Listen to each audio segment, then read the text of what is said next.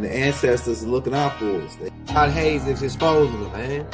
Okay, you see that chair right there? See how big it is? Yeah. Now look at the Pope chair under it. Scroll down, look at the Pope chair under it. Never have it been made so clear.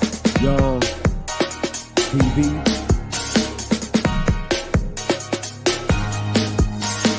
Young. We running the game right now.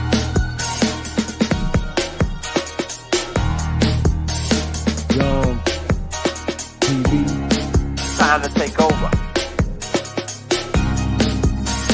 Young We the hottest in the game. Hit that like, hit that subscribe button. If you just not tuned in. TV. Share, like on your Instagram, Facebook. Young TV. If you tuned in, we broadcasting live from 2030, baby.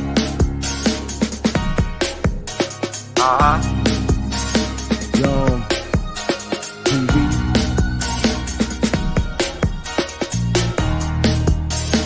Young Taking over the game, baby. Oh yeah. Young TV. Hit that like. Young TV. Get them likes up in the air, you heard me? Young TV. Ride by. Hotel Islam. Young TV. Assalamu alaikum. Sloan Letter. Young TV. Hit that like. I was trying to see if it's gonna freeze me up. It's like it's freezing me up. Hey, Robot, y'all. We got some new stuff for you. We see that the old Elijah Muhammad tape is getting a lot of plays. So we thought we'll come back with a part 2. So we dug in the archives and we found more videos of the Motherplane to show you. We put all the videos, pull the videos at the archives to show you more of the Motherplane in action. We also generated some AI information to go over too about the Motherplane. We're gonna play those tapes. We're giving people time to get in. We also I was gonna do them back to back, but I had to get this tape lined up. Then I do the other one. The other one is about 3i Atlas, the AI technology designed by the dark elites on the dark side of the moon to pull off Project Bluebeam, right? To try to pull a last final act or power move to create this new world order. We're going to talk about that on tomorrow night's class. But we're here to talk to you about another plane which they have no match for, that they know that's been up there, right? They found out about it about around the 1930s, late 30s, early 40s. And then that's when they questioned the Honorable Elijah Muhammad about it. But we're going to show you the Motherplane in action and how it moves like a butterfly and sting like a bee, right? But we're gonna roll this AI tape first, which is going to explain to you the first part of how the Motherplane get down. So let's roll that first part first. Imagine looking up at the night sky and seeing not just stars, but a massive, silent city floating above. This is the Motherplane, a perfect half-mile-wide circle gleaming like a jewel in the heavens. It's not just a plane. It's a self-contained world, a flying island with its own atmosphere, gravity, and endless power. Its seamless, mirror-like surface reflects the sun and moon, making it appear otherworldly. Built from a metal tougher than anything on Earth, it never rusts or gets dirty. Inside, there are living quarters, labs, and everything needed to sustain a crew for decades. The Motherplane is a home, a base, and a symbol of unimaginable power. It floats silently, no engines or propellers, just a quiet guardian watching over the world. Its presence is a message. Our technology is primitive compared to what's truly possible. The Motherplane challenges everything we know about flight and engineering.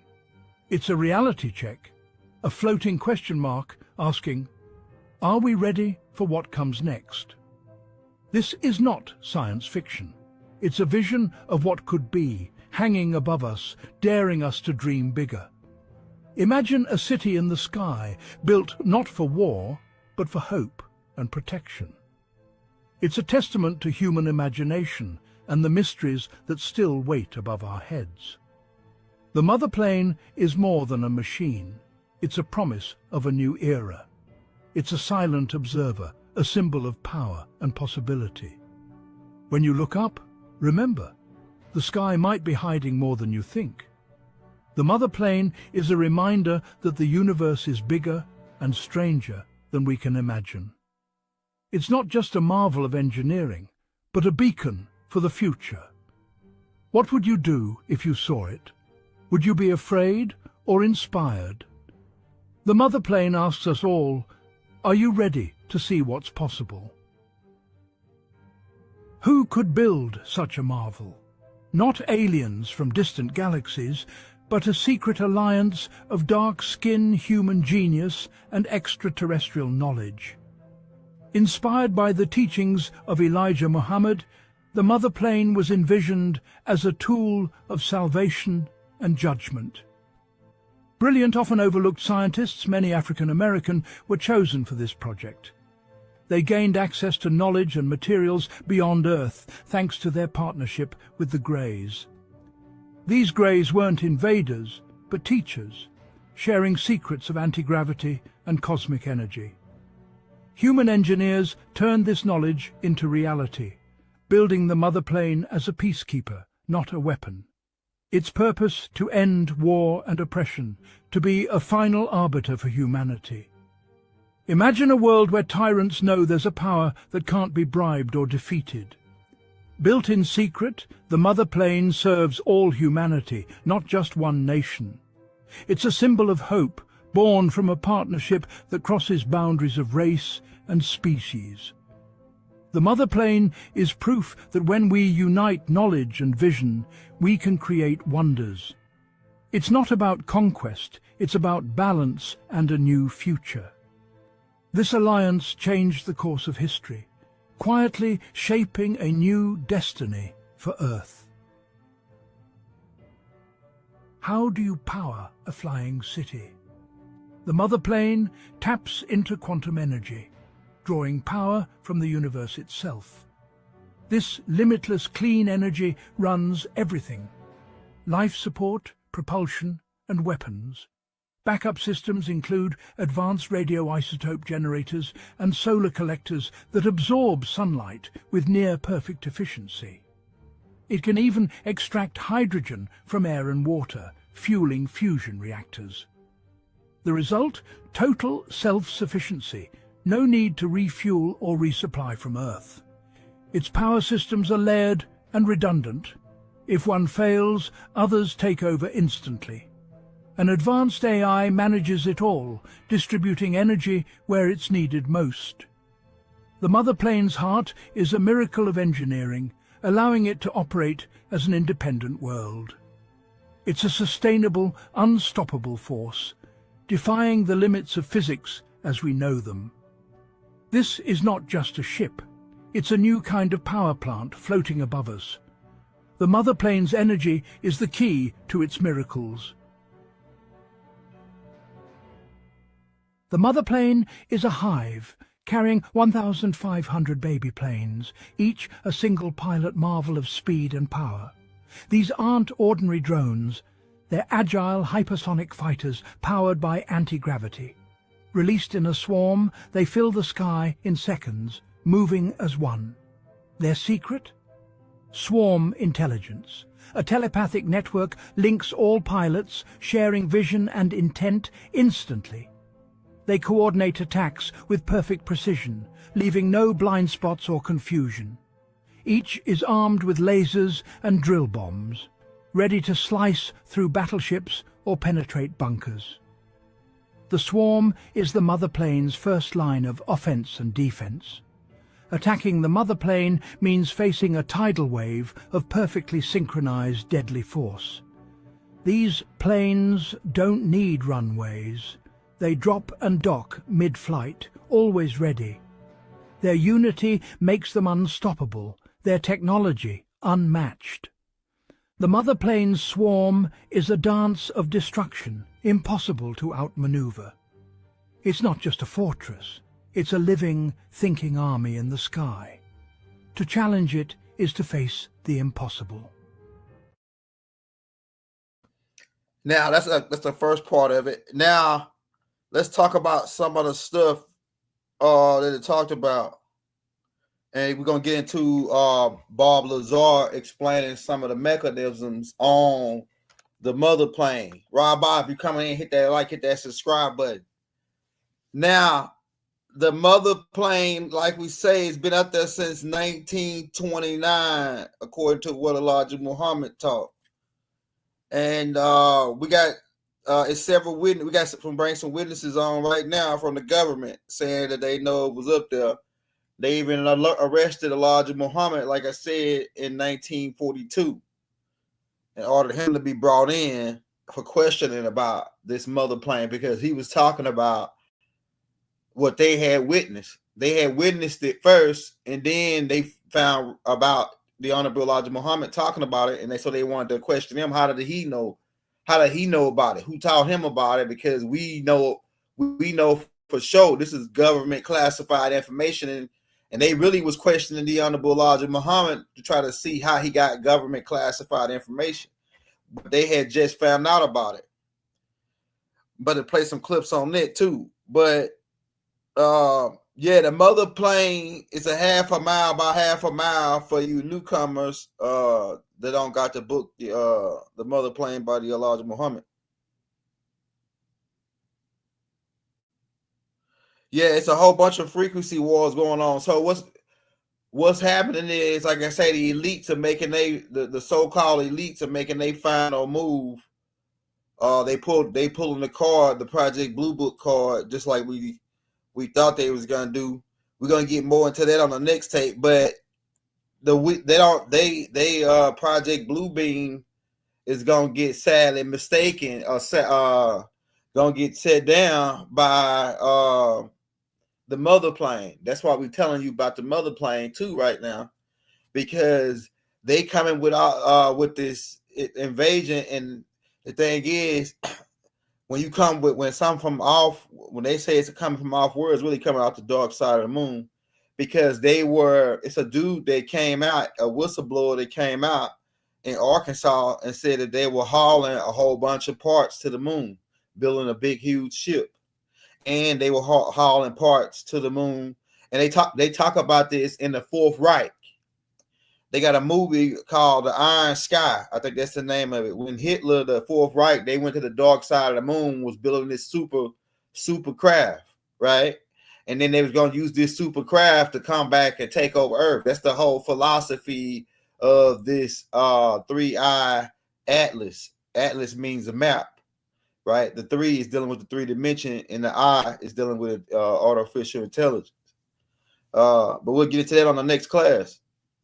But Farrar knew about it because he was connected with a foreign government who was already in contact, or who he had information privy to that information, being that he was a certain type of some might say he was an agent. The government might think that he was an agent, right? The government, FBI and all them might think that he was an agent. But he was privy to a lot of information. And then not only that, Doc pointed out that, hey, this guy really, Farrar Muhammad, the real one, was an extraterrestrial from Venus. And that's how he knew about all this information, right? And he could, the Farrar Muhammad could shade shift. Master Farrar Muhammad knew how to shade shift. I'm telling you, man, it's a lot. I can freak you out and to tell you about the real Master Farrar Muhammad. He could shade shift. and he the one that taught Malcolm X. He was one that taught Malcolm X in prison. He shade shifted and went into prison and taught Malcolm X. I'm telling you, man. He could change. He changed his look, the way he looked a couple times to just to have a disguise. The Master Farrar Muhammad. But let's play another clip. What else I want to tell you about that last clip? We're gonna show you some of these individual clips on how the Motherplane wheel works. But it looks like if you ever, I actually been aboard it and wrote on it, and I'm gonna tell you how my experience was. Well, I can tell you some of it right now. All right, so what it looked like a huge ball orb, a huge oval orb, but it got rings around it, like these. It got two rings around it, right? Matter of fact, if you ever see, I can pull up a picture. Hold on, let me stop right now. Let me share my screen. Because I tried to get an AI picture of it. It looks like an atom. If you ever look at an atom and then you look at the lines around the electrons floating around the outside, that's how the mother part looks. You see it.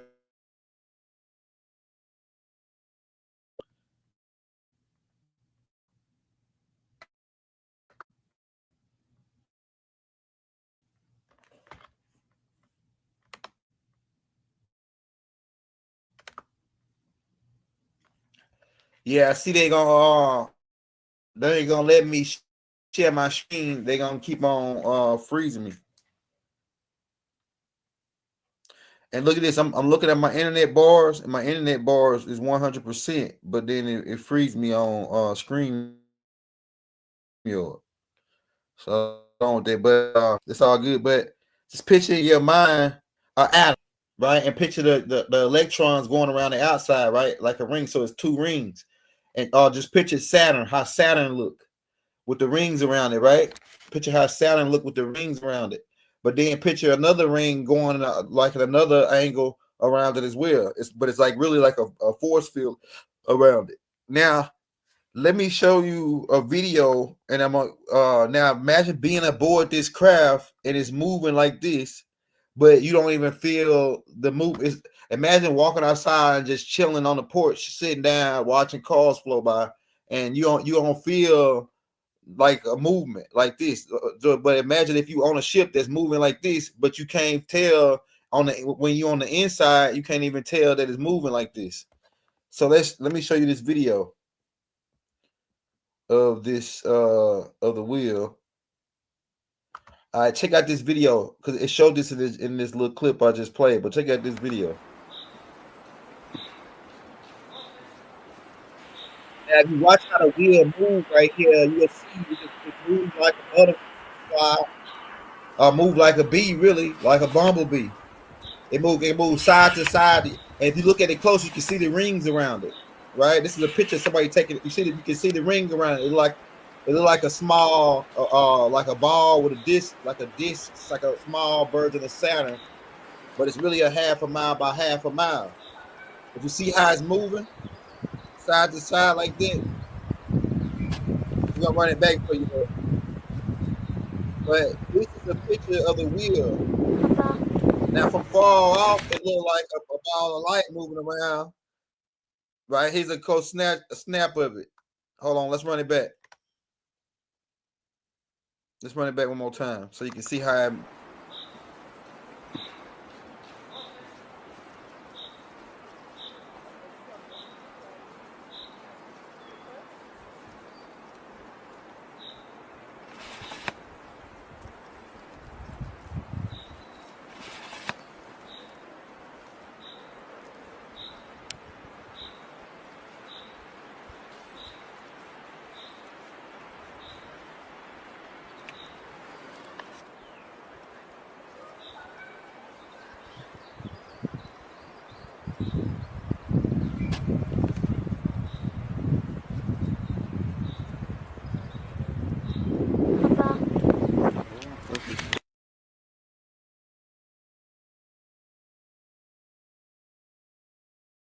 or a tic tac or something. He said it was moving like tic tac, like it was just zapping either way, right? Now let's play some of what the government think about it since then. Let's take this tape out. In general, no, they can't control these objects. No, it's not American technology or Russian or Chinese. It predates, all of that. For sure, the Kenneth Arnold sightings, that was really early on. That was like the early 1950s. Right. I mean, the prophet Ezekiel writes about it in the first chapter, wheels in the sky. Yeah, that's a crazy one. These are spiritual phenomena. There's no evidence they're from another planet. I mean, I think that's the that's the lie, that they're from Mars. Look, space, the atmosphere is really well monitored for defense reasons, but also because, it'd be nice to know when asteroids are coming. And there's no evidence, has never been any evidence that there are lots of these objects, these vehicles coming into our atmosphere from somewhere else, some other planet. There's no evidence of that at all. So they're from here, and they've been here for thousands of years. It's pretty clear to me that they're spiritual entities, whatever that means. They're supernatural. Supernatural means above the natural. They don't behave according to the laws of science as measured by people, and they've been here for a long time. And there's a ton of evidence they're under the ocean and under the ground. So, with that fact set, what do you conclude? When did you start having this opinion that they were spiritual and that they've always been here? So I just started getting a lot of information from people and meeting with people, mostly in private. Come to my house, let's talk. And I decided on the basis of what they told me, and then I talked to a lot of people about it, that actually this is really a very heavy-duty question, actually. It's not the little green men question. It's like a much bigger question. And it's really bad. It's really dark. And then I stopped. Then I was like, I don't want to know anymore because it's not helping me at all as a person. And I don't what information did you get that made you feel like it's dark? It's so dark. Well, first of all, the deception is always bad. Lying is bad. Being a liar makes you a bad person. When you lie, you are serving evil. There's a moral quality to it that's inescapable. And so if you have lying at scale, which we have on this topic, it's inherently bad. Okay, so that's the first level. The deeper level is, okay, so if they're spiritual beings, which I believe they are, it's a binary. They're either, you're on team good or team bad. You can assign any name to it you want, but what are these things? Are they good or bad? And I think some of them are bad. And if the U.S. government knows that, then they're serving a bad force. And well, when you say spiritual, what makes you draw that conclusion? I mean, obviously they are. I mean, just chart their physical behavior. It doesn't, it goes outside of what we understand about physics. No visible means of propulsion, coming at indescribable speed, hitting the ocean, continuing at speeds that are impossible undersea. I mean, in other words, if I take a millimeter router, 7.62 by 39, at 50 yards underwater in a swimming pool, you could catch if it even makes it to you, right? So if you have a craft, any object underwater that's traveling at 500 knots as measured by sonar, right there, you're challenging our understanding of physics. What is that? How can that be? Yeah. They've tracked that? They've tracked things going 500 knots under the sea? Yeah, really. Yeah, much faster than any object can actually go undersea. For sure. Oh, yeah. There's a lot of stuff going on underwater, and there's video of these things coming out of the sky into the water and also emerging. That he gonna ramble on and on like that Erykah Badu song because they don't know about the type of technology and how advanced we were before, right? Now another thing that he said that these ships come from here, and for the most part that is correct. The ship, Elijah Muhammad says the Motherplane was designed here in Japan in 1929. All right. Another thing too. There's the group that's operating the Motherplane. The Honorable Elijah Muhammad makes mention of them looking like Orientals. If you look at a gray alien, they can pass for Orientals, the ones that's flying the Motherplanes. Now, these grays that's in control of this particular Motherplane, the wheel, are part of the Full Race Alliance. Well, they under the control of the Full Race Alliance. All right, the Full Race Alliance is mentioned of in the book of Ezekiel and in the book of Revelations, in the Revelations chapter 4, verse 4, where it says that one had a face like an ox, that those beings are called the Centaurians. And then it's another group of beings that had a face like a bird. Those beings are called the Blue Avians. Another one that had a face like a lion. Those beings are the feline race of beings from Avian in the Lyra star system.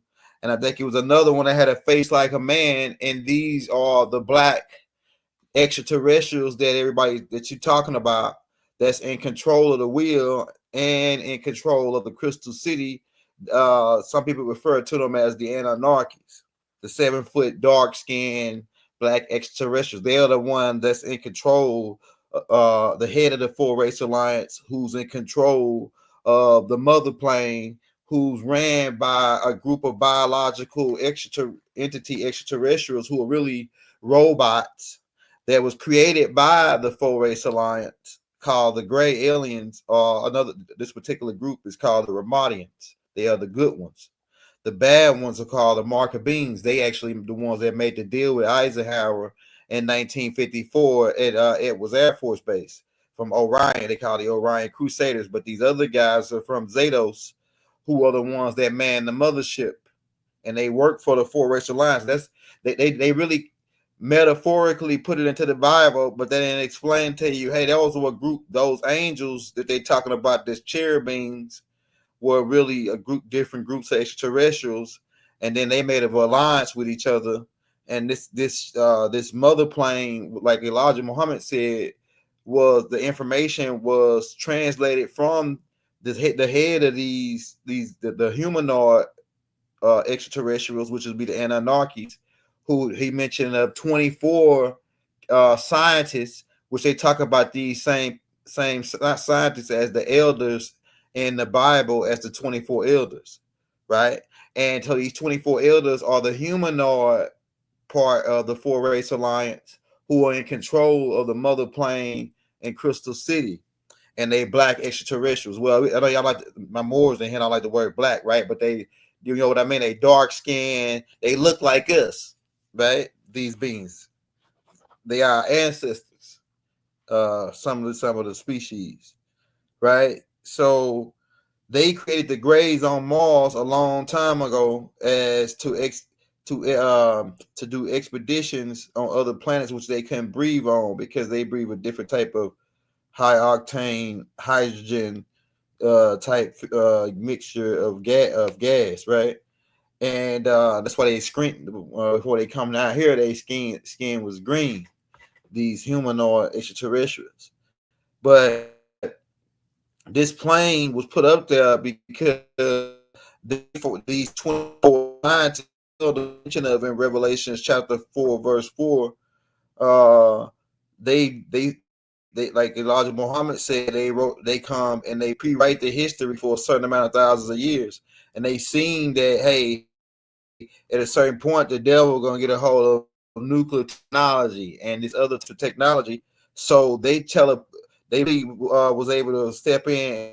They really pulled the same stunt that Inky did with Inky did with Noah in the fish tomb, when he gave him the notes to create a submarine when the flood came. So with these 24 elders, who are the top scientists of this order of the Four Lines race, they telepathically, according to what Elijah Muhammad said, translated the information to certain Nubian scientists on the planet, because they tried to erase our history. They tell you a little bit about George Washington Carver, who was a scientist who did anything you could think of with a peanut, right? But they don't tell you it was a whole bunch of other George Washington Carvers who had other names that they erased out of history, which I'm going to put a tape out called the 101 Black Inventors, right? That's going to really come out probably next week.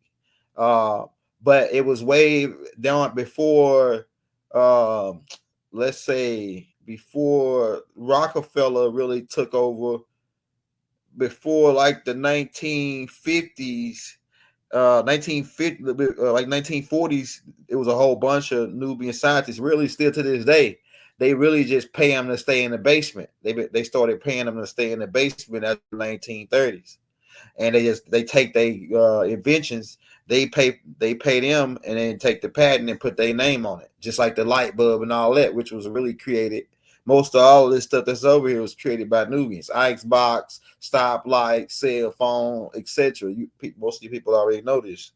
But like I say, the 24 elders translated to the scientists to start assembling this craft, and eventually they got it assembled, and the Greys will fly it. But also, the craft. He is right when he say this the government has no technology close to this, and he is right when he say it was origin from Earth. And then there's another set of extra crafts that look just like the baby planes on the wheels, which is pretty much backup, because it's 1,500 that's stationed on the mother plane, but it's another like 10,000 of them parked on a base in Shambhala in Africa. This might go from a Nation of Islam. They say, oh, well, we don't know about that part, right?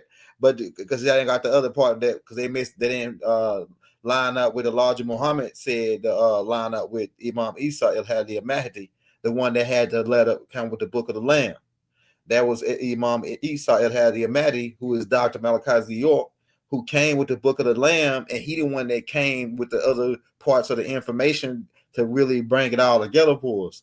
So that's why we're able to break it down for you like this now, to where you can really get it. But this is what I'm saying. This is what I was saying. But once they put the ship up there, it's other, like it's about 10,000 and more of these little baby planes parked in the center of the earth at a base. And so if one of them get a couple, the government have shot one or two of them down, and it's due to the government. Really, that I believe they allowed them to shoot them down, so they can just see how far they still ahead. But the government still hadn't figured out the technology. They still haven't figured out how to even cut the. They try to put a torch to it, a diamond cutter, plasma cutter. None of that works. It can't even bend the metal, whatever type of metal they say it is. But what it is fused. It's a fused metal, right? A mixture of titanium and a couple more other things fused in a thin layer like foil. It's pretty much they can't even match the technology. But let's play this other tape and see what this guy had to say about it. The United States government knew about the ET presence no later than July of 1947, Roswell. Made the decision at that time to keep that from the American people. Fine. Almost exactly 5 years later to the week, there was a significant flyover of Washington, D.C. The U.S. government had a problem. General John Sanford made the response for the government, which was equivocative, but not unreasonable. But also there came a response from Donald Keogh, who flat out said, these are extraterrestrials. It's not human. Again, the government made the decision to keep this from the American people. 10 years later, 1962, we had the Cuban Missile Crisis, where we almost had a nuclear war. Only 4 years after that, these craft started appearing over our nuclear facilities and shutting our nuclear weapons down. How many times this happened in the 60s, we don't know. Because the Air Force probably at some point was able to keep a much tighter rein on the outcome. But witnesses for a number of these shutdowns came forward. They have been trying to testify before Congress for 30 years, which is when they initially made the decision to start coming forward, led by Captain Robert Salas. The government has not allowed them to testify, and in fact, it has virtually ghosted them. It was about the only thing they could do. All right. And so that was in the 60s. Again, the government kept this from the American people. Decades went on. And then we start to approach what I think is the end game, the end of the truth embargo. And we start moving into that 7-year period, starting in 2017. But it's not been easy. It's been slow. There's been pushback. There's been some wins and losses, but we are moving toward disclosure without question. However, we are also moving toward nuclear war. Just that one thing alone is enough to be justification for more action from them. And so as we stall on the disclosure process. Hey, so he going into it a little bit about how they gonna be trying to pull off the but what the point I want to make from his tape is what the Roswell crash, and we're gonna talk about this on the 3-Eye Atlas tape. The Roswell crash, they still telling us that's a weather balloon. They still saying that's a weather balloon. These people have found huge ships so big that they can't even move it. They build a building around it. But then all of a sudden now they gonna tell you, oh, you supposed to be scared. You gotta get scared. A ship is coming. Harvard telling us this, like we supposed to believe anybody from Harvard, because they supposed to be the smartest guys around, right? But they skull and bones and secret society connected. So it's like this. Ain't no way the Pentagon gonna tell you about no secret crafts or anything UFO, and they ain't never told you in years. But now all of a sudden they building UFO. I seen it like it was a movie. They trying to set us up for Project Bluebeam, for they can make mass hysteria. I can't wait till I do this video tomorrow so I can show you some of the hologramic technology these people got. It's out of this world. The stuff that regular people are using at football games. Lil Uzi just made a UFO come over New York, and he floating out of a UFO, a hologramic UFO that looks real. But the government, if he got that, what does the military get? And this is the same technology that Nibiru used. Nibiru used the hologramic technology. But let's play another one for you. Let's play a video. Let's see what we got. It didn't have a turn radius that we would expect. It didn't have a period to accelerate and decelerate. It just seemed to zip so quickly that it was, again, really disorienting, really confusing for us. David said it was the WTF moment. Yeah, there were definitely some WTFs on the radio. Not in a scared way, but like, what the is that? Like we're seeing something for the first time. You know, some people go, what is that? And they run, and then some people see it, what is that? And they're curious. They want to get closer and closer. I wanted to get closer, see what it was. My lead, Commander David Fravor, he says I'm in, which means that he's engaging with this thing. We're going around, we get to about the 12 o'clock position. Well, he's gonna go in and explain on how they crashed with no match for one of the baby planes, because they can move, and just without having to, Bob Lazarus finna explain that in just a minute. Let's go to this next one because we got a lot of clips. Just like yesterday, we got a UFO kind of mothership spawning off these smaller UFOs. This is a little bit further in the clip. I wanted to play it first because when you actually see the UFOs coming out of the mothership, it's not the best quality. I tried to enhance it a little bit. You can see these are like the little offspring or whatever it was created off of. All right, so this is where you see the larger one in the middle shooting out, I mean, at least, it's hard to say, but at least like 50 different orbs. And then they all start kind of dancing around the mothership and flying in different directions. I don't really know how you would categorize this. Like, a lot of people like to use the word plasma now, but it seems like they release these drones or these unmanned craft to, I don't know if it's observe or what, but I thought this was an interesting video. I wanted to show y'all. Okay, so that was the mother plane releasing the baby planes off the inside of it, and that's how they come out. They come out like an ant pile, like a bumblebees, right? So that's another video of it. Now let's show you another video of the baby planes coming out of the mother plane.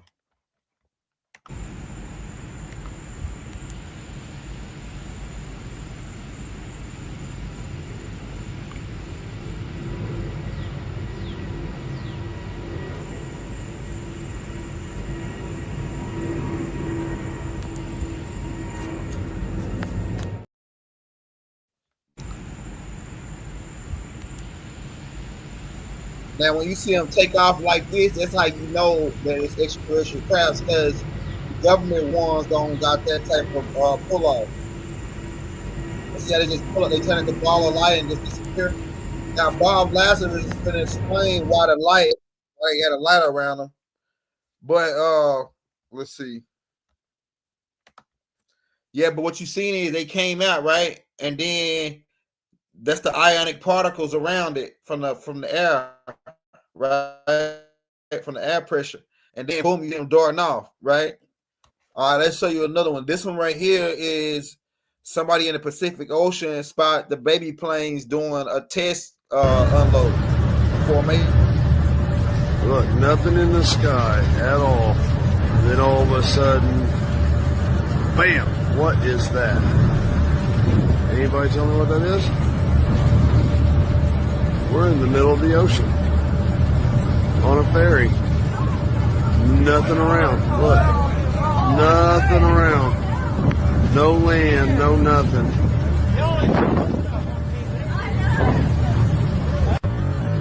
What is that? All right, so we noticed the baby planes, right? Let's go to the next one. If you were going to see one of these crafts at night operating, it would appear really as a glowing ball or just a bright light in the sky from a distance. Why do they appear as glowing balls of light in the night sky? Well, that's kind of the same reason why a neon light or a fluorescent light lights up. What you're dealing with is a high energy source in essentially a gas atmosphere, oxygen, nitrogen. And when you apply enough energy to a gas molecule, they emit photons, they emit light. And I don't think it's anything, it's really a byproduct of how the craft operates. When it's emitting that much energy, the gas surrounding the craft emits light, the same reason why lightning is visible. You have a huge electrical discharge, and the gas emits light in the form of lightning bolt. If you were going to see one of these crafts at night operating, it would appear really as a glowing ball or just a bright light in the sky from a distance. Even close up, you'd see a glowing halo around it. This is typically what you'd see in your normal UFO sighting, if you've heard them a lot. However, keep in mind that lights in the sky are caused by much more common things than flying saucers. All right, so he had just explained why you see the light around the crabs on the mother plane and other crabs too. We're dealing with about 18 different races, 4 real close due to the government, right? But it's about 18 races we're dealing with. For the most part, most of them are benevolent.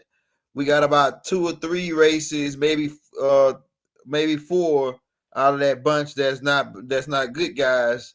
One of them claimed to be neutral, and that's Ashtar Command. We got videos of Ashtar Command ship too, but not on this tape. It's going to be on another tape that we got called Disclosure of the Night Kind. That's going to be dropping like Wednesday. Yeah, but let's play another one. If you were going to see one of The Motherplane is armed with weapons that defy imagination. Its force field makes it virtually indestructible. Missiles and nukes simply bounce off. Offensively, it wields sonic shockwave generators that can shatter buildings or disable armies without a shot. Ship-mounted lasers can cut mountains in half or target with surgical precision. Advanced flamethrowers and oxidizers burn hotter than the sun, melting tanks and bunkers instantly. Its most fearsome weapons, thermal nuclear drill bombs, capable of triggering earthquakes or destroying underground bunkers. Each bomb can wipe out a small country, enough to end civilization if unleashed. The Motherplane holds this power in reserve, a deterrent against evil. It's a fortress, a sword and a shield, ready to defend or judge as needed. Its arsenal is a warning. Some powers are beyond challenge. The Motherplane doesn't just fly, It moves at the speed of thought. Anti-gravity propulsion and inertia reduction fields let it accelerate instantly, turn on a dime, and stop without a jolt. It moves more like a cursor on a screen than any plane. Wherever the pilot thinks, it goes. No banking, no G-forces, no limits. It can strafe sideways, hover, or reverse at hypersonic speeds. Its top speed? Unknown, but believed to approach light speed for interstellar travel. Within Earth's atmosphere, it can circle the globe in minutes. It can be over New York one moment, Tokyo the next. This maneuverability makes it untouchable, impossible to target or outrun. The Motherplane can operate in space, air, or even underwater. It's the most advanced, elusive vehicle ever created. It can be anywhere, anytime, always one step ahead. The true genius of the Motherplane is in its hive mind. All 1,500 baby plane pilots and the command crew are linked by a telepathic mesh network. Information and intent are shared instantly. No radios, just mind-to-mind connection. This creates distributed command. Every pilot sees the whole battlefield, every move anticipated. They perform complex maneuvers on the fly, trapping enemies or focusing fire with perfect accuracy. The swarm adapts instantly. If one plane is lost, the rest adjust, without missing a beat. There's no single point of failure. The network is resilient and self-healing. This hive mind is the ultimate teamwork. Technology merging mind and machine. It's a learning, adapting weapon, always evolving. The Motherplane's swarm is more than a fighting force. It's a living intelligence. No conventional military can match its unity or speed. The hive mind makes the swarm nearly indestructible. It's a new way of thinking, fighting, and surviving. Together, they are unstoppable. The Motherplane goes where no vehicle can. Air, space, water, even underground. Its force field lets it dive into oceans, pushing water aside and traveling in a bubble of empty space. It can hide in the ocean's depths, invisible to satellites and radar, launching baby planes from beneath the waves.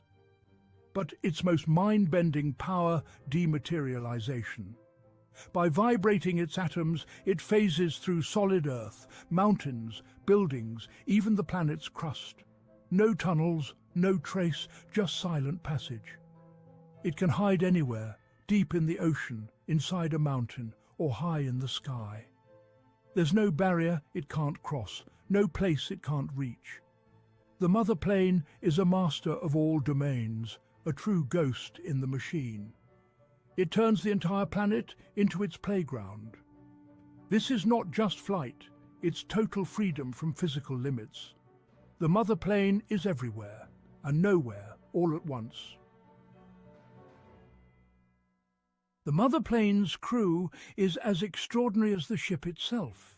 Humans and greys, chosen for their mental and spiritual discipline, pilot this marvel.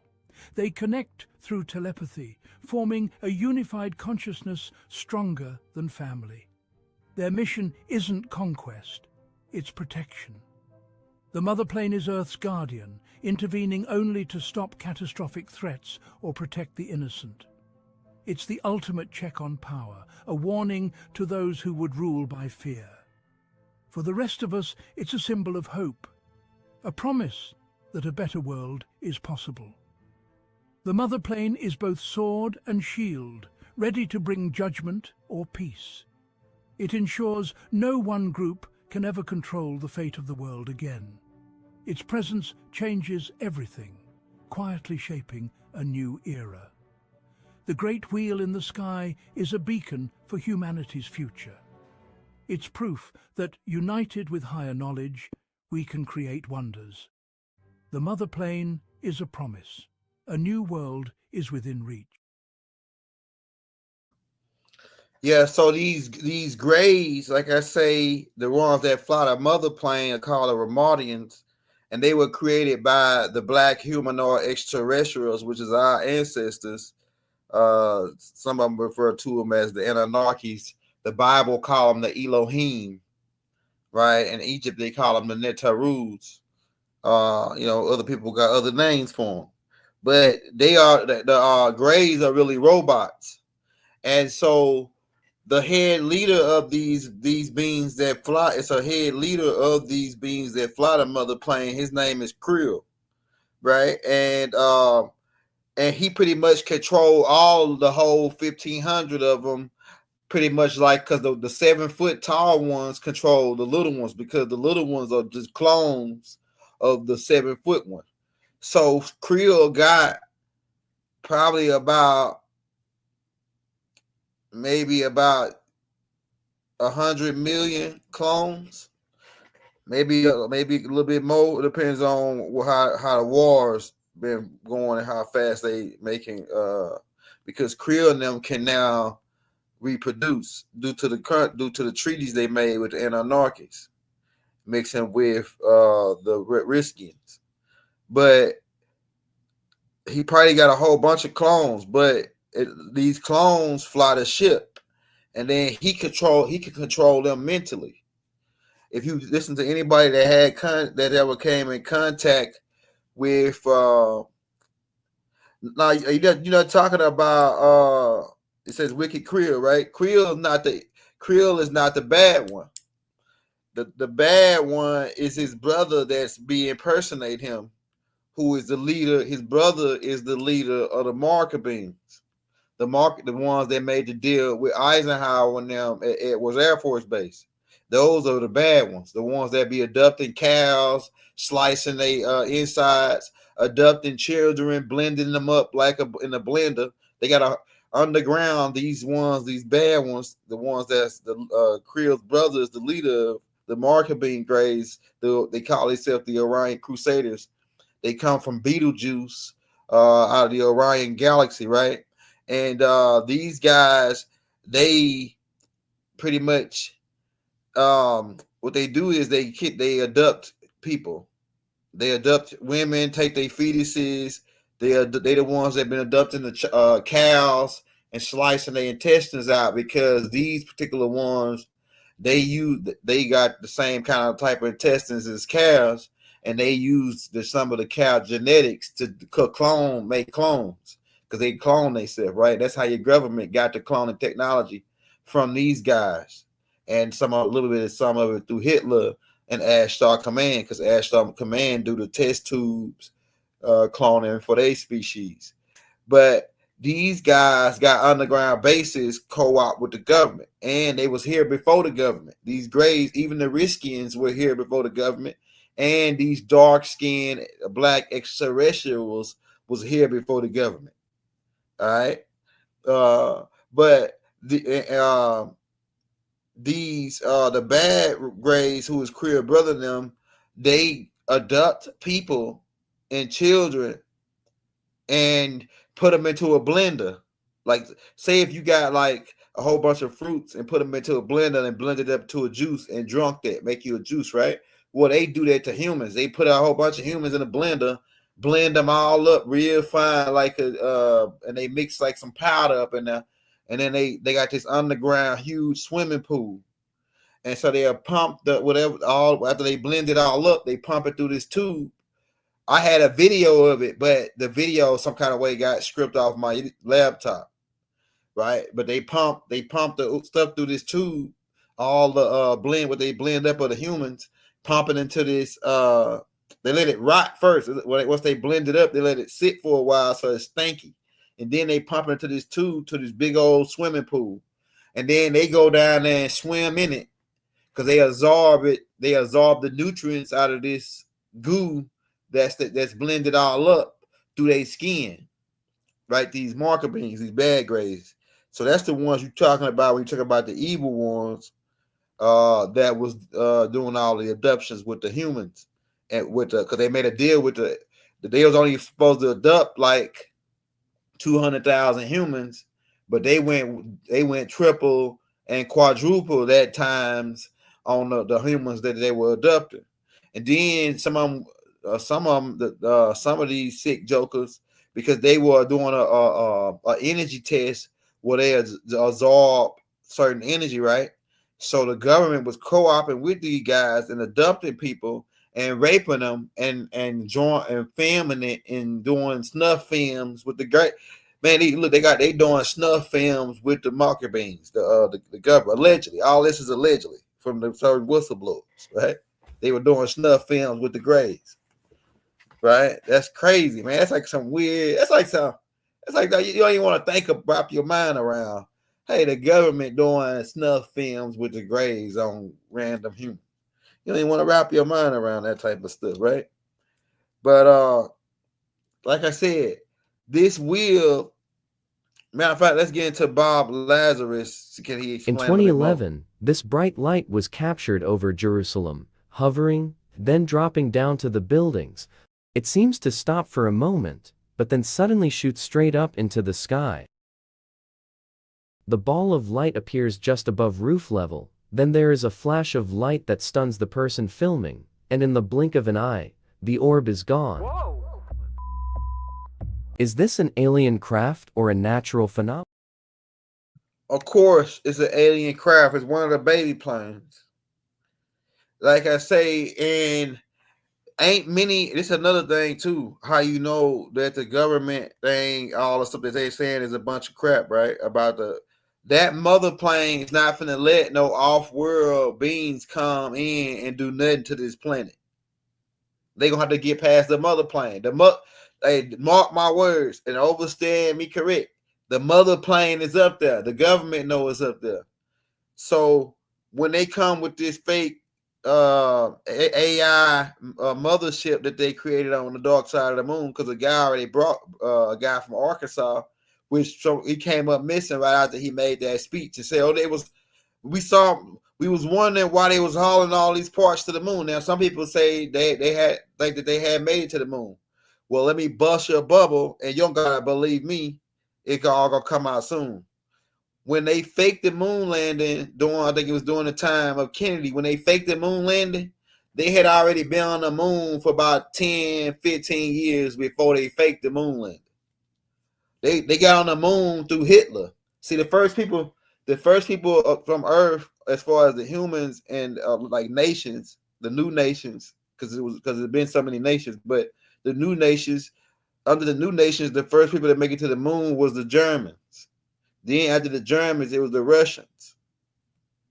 Then when they sacked Hitler and blew Hitler into space, they dropped nuclear bombs right in the crack of Hitler's butt down off in Antarctica, blew his people straight off into space, but Hitler wasn't down there. Hitler was down off in Brazil by this time. But his buddies that he left behind, or the unlucky guys who got left at that base down there, they hit them with 2 or 3 nukes and blew them clean up out of space.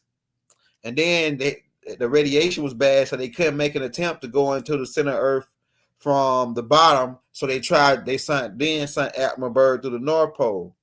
And he was successful in going down into the center of the Earth and crossing what y'all term is the ice wall. Right now, the Earth. Let me show you what it looked like. The Earth looked like this. I don't know if y'all can see it. So that's why some people think it is flat, right? And it really is flat if you're looking at it from a certain angle, right? It depends on what angle, but it's round too, though. The Earth looked like this. I don't know if you can see that. I might turn my screen off so you can see that, but it looked like this. So it's a hole down the middle of it like that. It's a hole down the middle of it. And this creates your polarities too. Like it's like a big magnet on this side and a big magnet on this side. So you either live on either or. You either live on either side. You live on this side, but then there's people that live on the inside right here too, on this side. This is when you go past this outside part right here, you go past the ice wall. Now, so Hitler and them had set up a base right here at the bottom, right? And so they sent Admiral Byrd and them down there with Project High Jump, and Hitler them pull out their UFOs and kick they behind. We already put a tape out on that called Project High Jump. But then when they used the nukes, that messed up this area for a while with the nuclear fallout, right? In the ice. So it was too dangerous to try to make another attempt down now. But then it's also extraterrestrials got pissed off about them blowing that spot because there's a city called Rainbow City right there. But then, so they went and made an attempt for Admiral Byrd to fly his plane through this top part. And he was successful flying 500 miles down off in there. And it's 3,000 miles either way. It's 3,600 miles this way, and it's a little longer this way. It's probably like about a little bit 5,000 or 7,000 miles going this way. But it's a center sun right here in the middle. It ain't no core, it's a sun in the middle right here. But Admiral Byrd flew down off in there 500 miles and landed his ship on the inside. And he passed what you call an ice wall at the top right here. It's actually a whole continent right here at the top that they don't tell you about.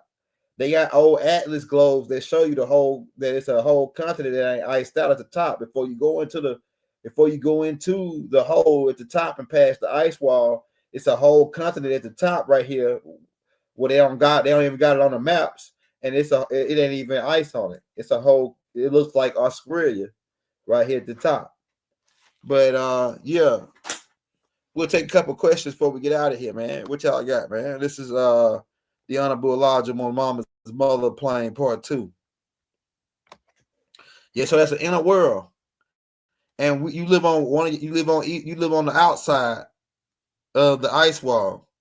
Once you go inside the ice wall, there's 3 more huge continents on the inside of the ice wall,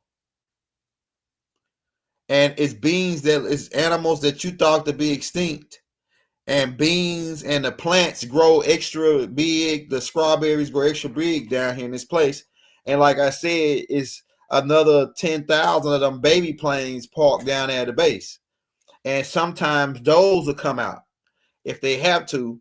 But most time it's the bombing planes on the baby planes that's doing all of the stuff. And that's why they told them don't shoot no more nuclear weapons. And these baby planes are shooting them down.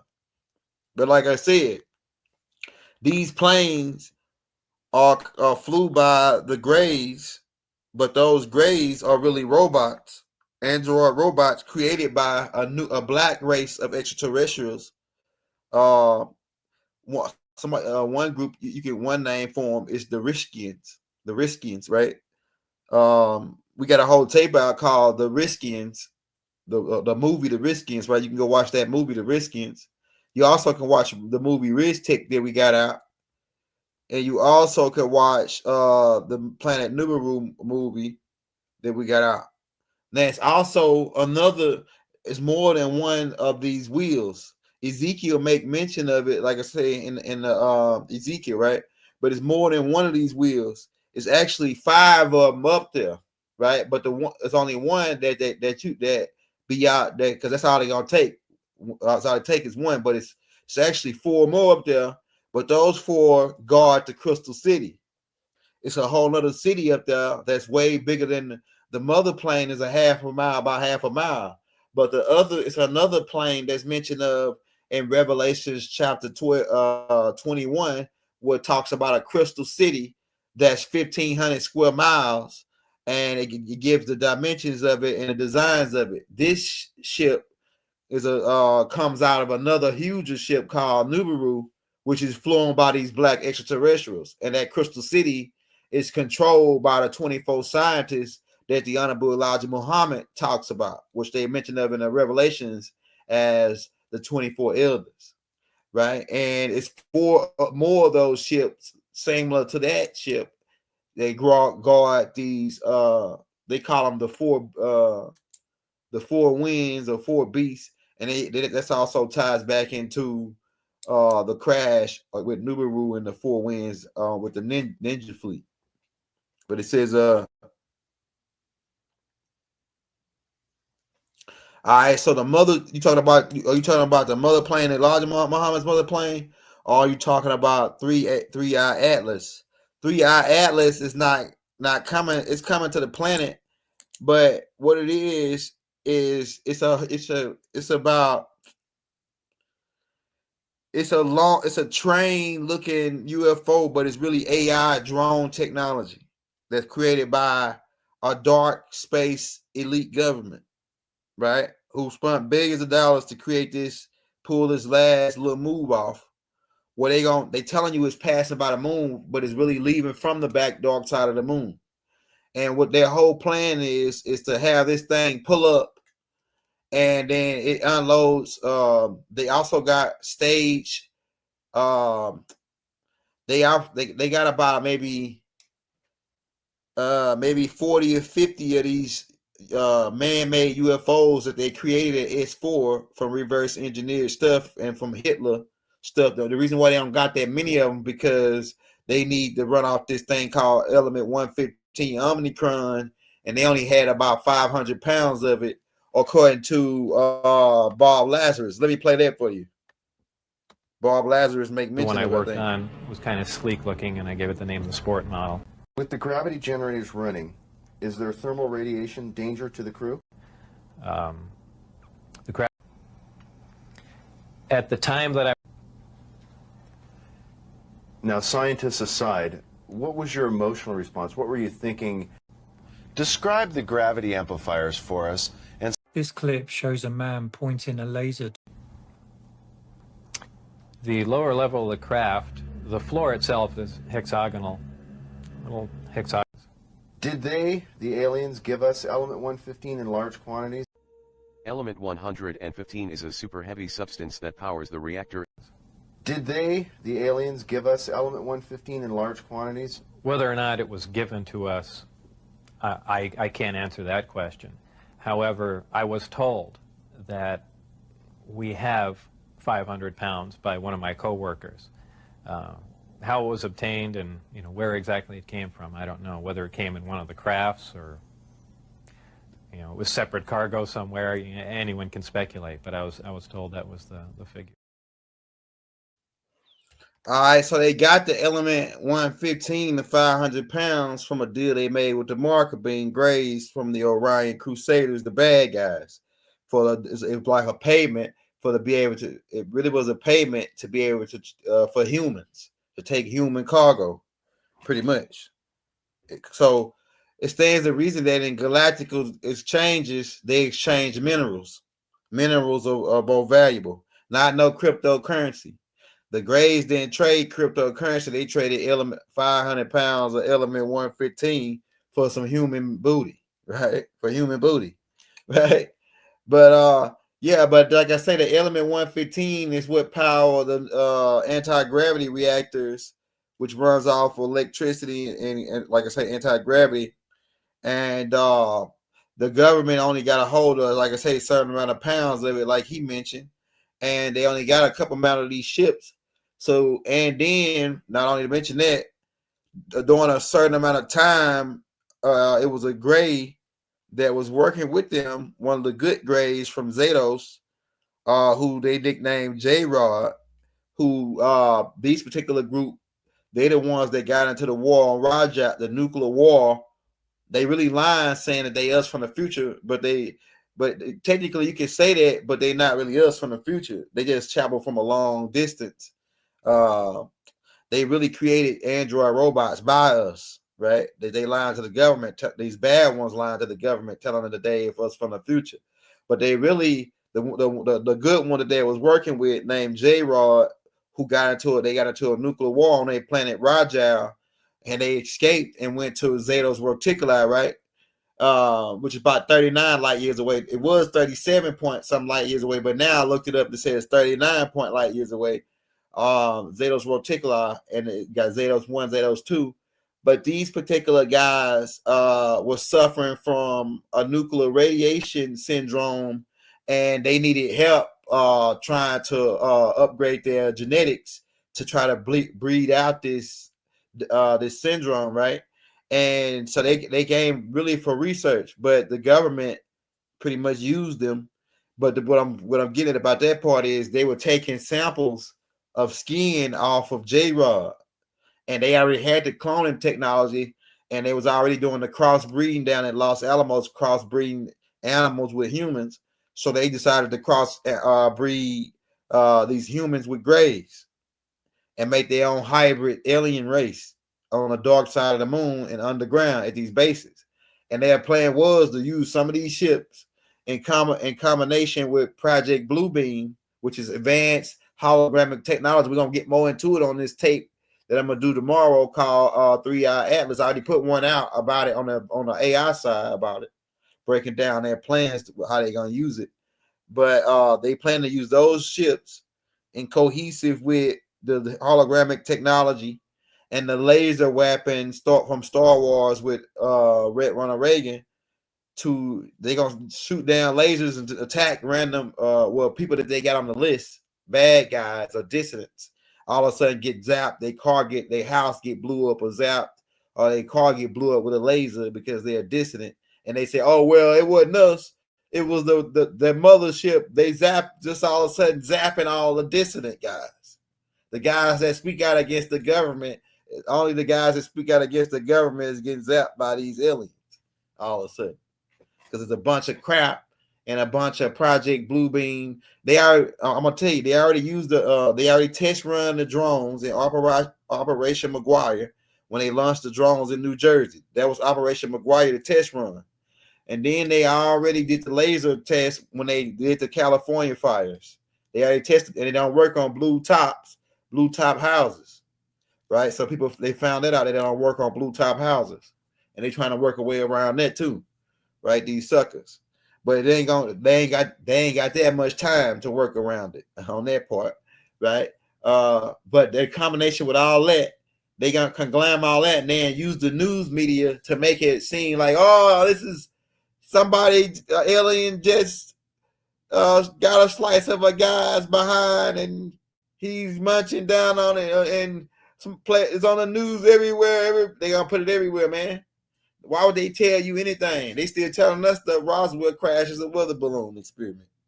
They still telling us that all them great interviews they got is fake, and they still, so it's like that part.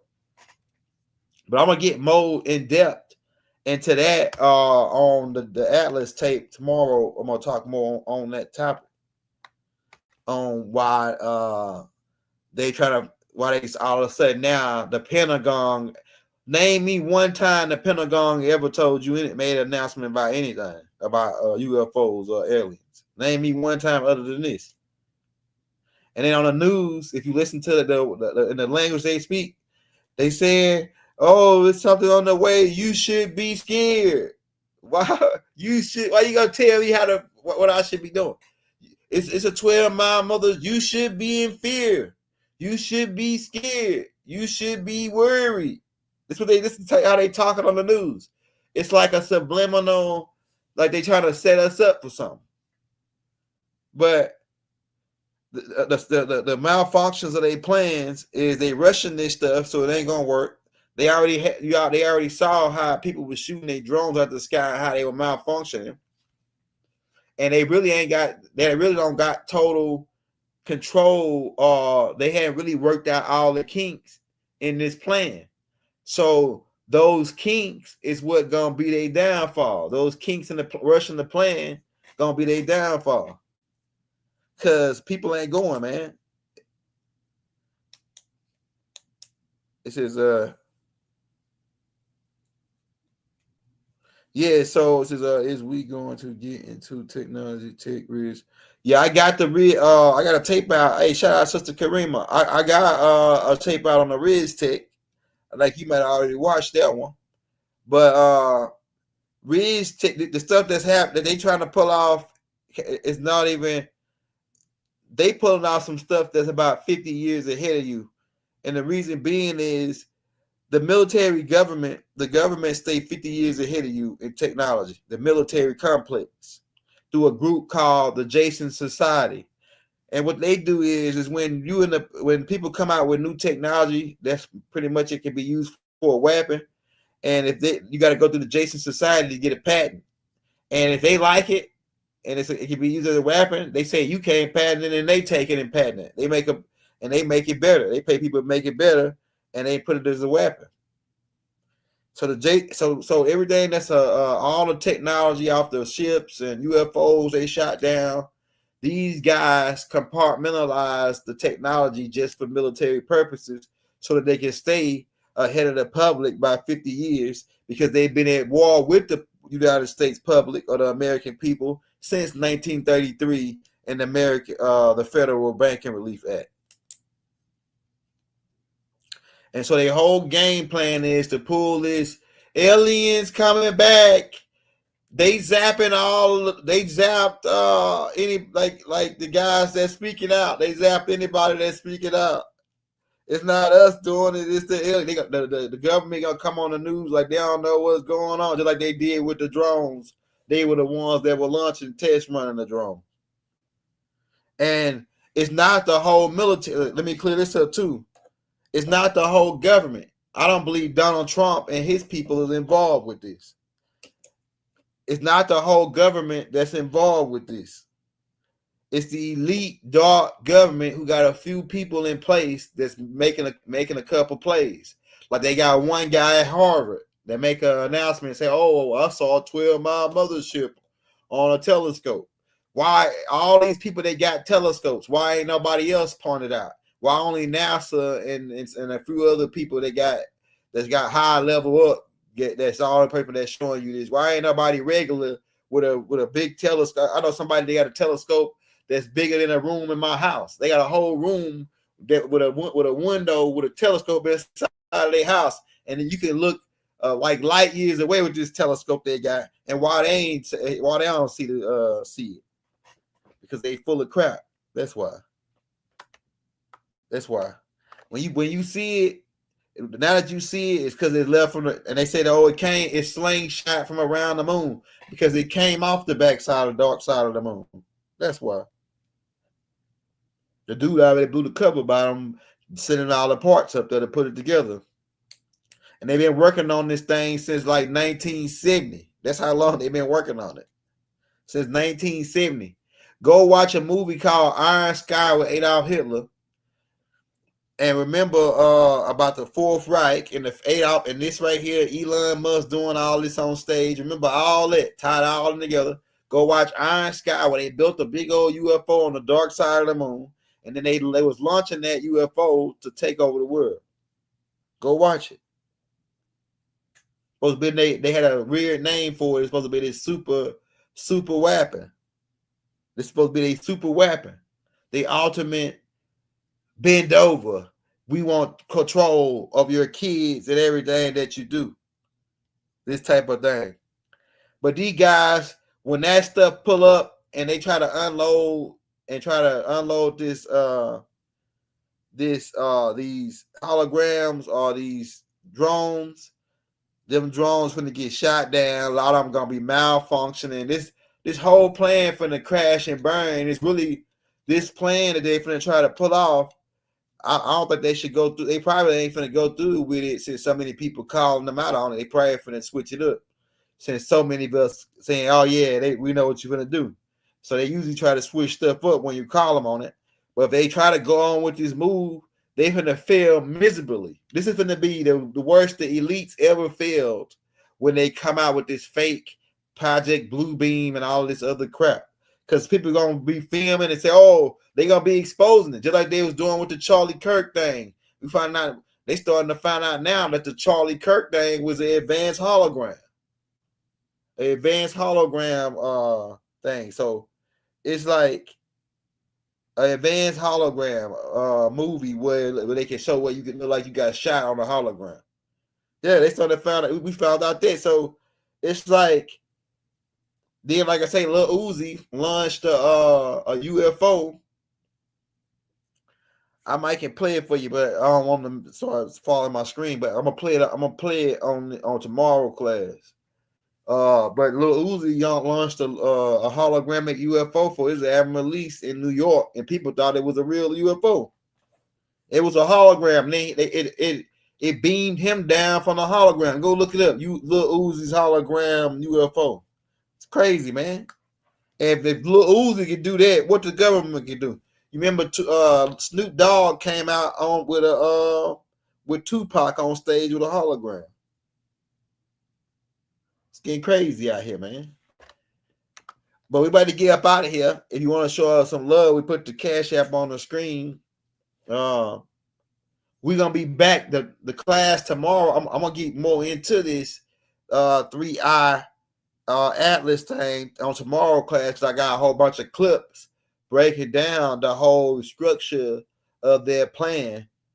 And like I said, Al Bielek said that he went to the future, and they said that about around 2025, an earthquake had happened.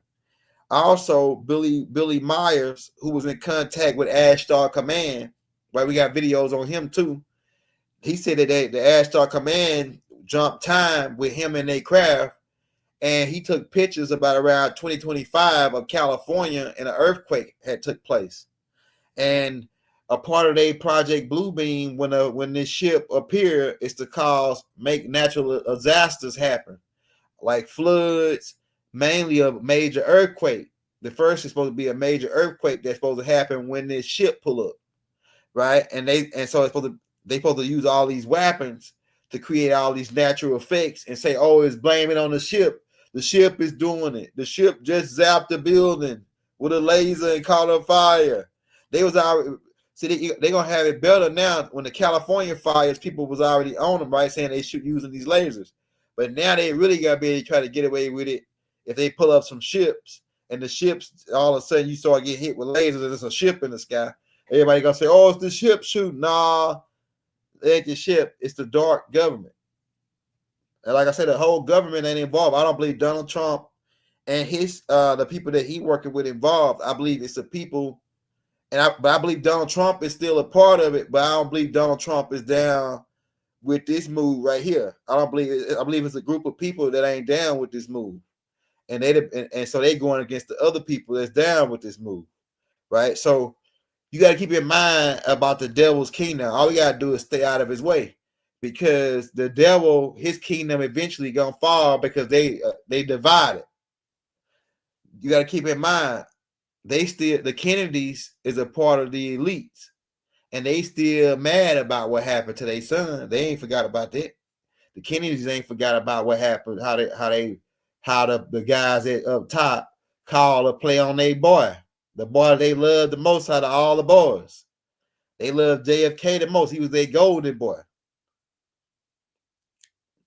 And then they had to wait till old man Kennedy died in order to put him out of business, because they know that would have. But it's like this. They ain't forgot about that. Their family. They tried. United States Corps tried to pay them off. Bill Cooper talks about it. How they was paying the Kennedys off for the murder of JFK. But allegedly, all this is allegedly for YouTube purposes, right? But they ain't forgot about that, and that caused a rift. A lot of people that when Robert Kennedy, a lot of people that got killed, these people killed some of their own people to keep their neck tight, and that's ultimately is their undoing, because the other people family saying that, man, like it was cold, it was part of the code for that person to have to go, but that person was our family, so that kind of still put a seed of hate, or a seed of, man, you didn't have to kill my people though. Like, that's my people. You could have exiled them or something else. So it planted a seed of divide, of division in their order. And so that's you witnessing the fall of their whole system. Their system didn't make it past. Their system don't make it past 2030. The New World Order don't make it past 2030. So the plans they're trying to have to make it before 2030. That's why they're trying to get their plans off right now. They don't make it past 2030. Their time is up. Right? And on that note, we better get up out of here, y'all. We'll be back. Free Dr. Malachi Z. York. And peace be unto the Honorable Elijah Muhammad and the Nation of Islam. And peace be unto the Honorable Minister Louis Farrakhan. We out, y'all. One love, one heart. Never have it been made so clear.